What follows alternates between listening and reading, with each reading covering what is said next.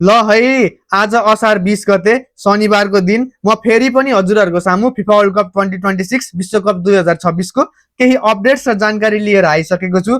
तपाईहरुको अपडेट्स र जानकारी नछुटोस् है, त्यसको लागि तल फलो बटन छ, फलो गर्नुस् र यो भिडियोलाई लाइक र शेयर गरिदिनुस् है। सक्दो लाइक र शेयर चाहिँ गरिदिनुस् है। ल अब हामी कुरा गर्छौं हिजो रातिदेखि आज बिहानसम्म भएका राउन्ड अफ 32 का अन्तिम खेलहरुको बारेमा। हिजो राति 11:45 मा भएको थियो अस्ट्रेलिया भर्सेस इजिप्ट। यो खेल चाहिँ 1-1 बराबरी भएर एक्स्ट्रा टाइममा गएको थियो। एक्स्ट्रा टाइममा पनि कुनै गोल हुन नसकेपछि यो खेल पेनाल्टीले चाहिँ डिसाइड भएको थियो के।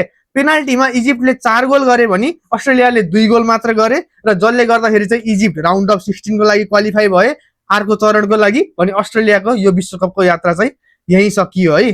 कस्तो राम्रो टिम थियो अस्ट्रेलिया पनि यो विश्वकपको। अब यात्रा यही नै सकियो। त्यसपछि खेल भएको थियो अर्जेन्टिना भर्सेस काबो भर्डे, केप भर्डको बीचमा।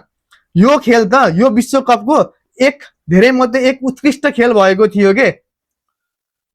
29 मिनेटमा मेस्सीले गोल गरेका थिए भने त्यही गोललाई बराबरी गर्नको लागि 59 मिनेटमा हाफ टाइम पछि काबो भर्डेले गोल गरेका थिए के, काबो भर्डेका प्लेयरले। त्यसपछि 90 मिनेटमा 1-1 भएर सकिएको थियो र 30 मिनेट एक्स्ट्रा टाइममा यो खेल गएको थियो। एक्स्ट्रा टाइम सुरु हुने बित्तिकै 1.5 मिनेटमा चाहिँ अर्जेन्टिनाका प्लेयर लिसान्द्रो मार्टिनेजले चाहिँ 92 मिनेटमा गोल गरेर लिड लिएका थिए। 2-1 बनाएका थिए भने 103 मिनेटमा यति शानदार गोल गरेर काबो भर्डेले 2-2 इक्वलाइजर गरेका थिए के। अनि त्यसपछि 111 मिनेटमा चाहिँ यो कर्नरमा चाहिँ मेस्सीले कर्नर हान्दाखेरि चाहिँ अर्जेन्टिनाका प्लेयरले हेडिङ गरेका थिए र काबो भर्डेकै प्लेयरलाई चाहिँ लागेर गोल भएकाले यसलाई आत्मघाती गोल पनि डिसाइड गरिएको छ। र यही गोलले गर्दाखेरि चाहिँ 3-2 भएर चाहिँ अर्जेन्टिनाले जितेका छन्। यति गाह्रो भएको थियो अर्जेन्टिनालाई यो खेल जित्नको लागि। एकदम रोमाञ्चक खेल भएको थियो के। सोच्नु न, जनसंख्या थोरै भएको देश, अहिलेसम्म वर्ल्ड कपमा क्वालिफाई पनि नभएको देश, पहिलोचोटि वर्ल्ड कप खेलेको स्पेन, उरुग्वे जस्ता टिमहरुसँग बराबरी खेलेर ग्रुप स्टेजमा राउन्ड अफ 32 मा आएर अर्जेन्टिना पहिला विश्वकप जितेको 2022 मा विश्वकप जितेको डिफेन्डिङ च्याम्पियनलाई चाहिँ यति टक्कर दिएको नि काबो भर्डेको लागि एकचोटी ताली छ है मेरो तर्फबाट। मेरो व्यक्तिगत तर्फबाट इज्जतको लागि एउटा सलाम पनि छ है। ल त्यसपछि खेल भएको थियो कोलम्बिया र घानाको बीचमा, जहाँ कोलम्बियाले 1 गोल गरेको छ भने घानाले गोल गर्न सकेको छैन। र यसैगरी कोलम्बिया चाहिँ राउन्ड अफ 16 को लागि क्वालिफाई भयो भने चाहिँ घानाको यात्रा चाहिँ यो विश्वकपको लागि यही समाप्त भयो। अब राउन्ड अफ 32 का सबै खेलहरू सकिए है र राउन्ड अफ 16 सुरु हुन्छ। अब राउन्ड अफ 16 आजै रातिबाट सुरु छ है। ल आज रातिको खेल हेरौं।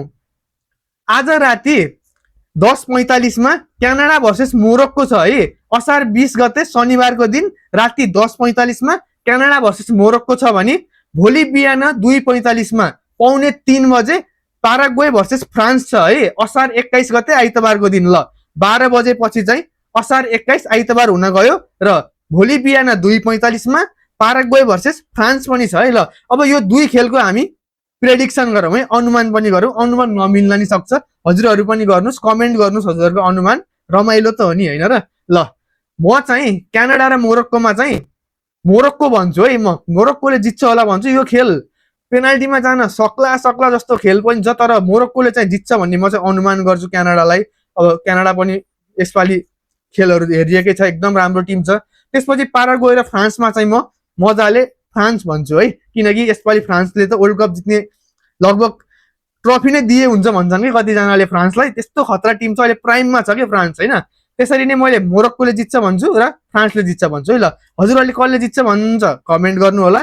र यसरी नै फिफा वर्ल्ड कपको आउँदो अपडेट्स र जानकारी छुटाउन चाहनुहुन्न भने यहाँ तल फलो बटन छ, फलो गर्नुस् र यो भिडियोलाई लाइक र शेयर गरिदिनुस् है। ल भिडियो हेर्नु भएकोमा धेरै धेरै धन्यवाद। हजुरको दिन शुभ रहोस्। म यसरी नै अर्को भिडियो लिएर छिटै आउँछु है। आफ्नो स्वास्थ्यको ख्याल गर्नु होला है। ल धन्यवाद।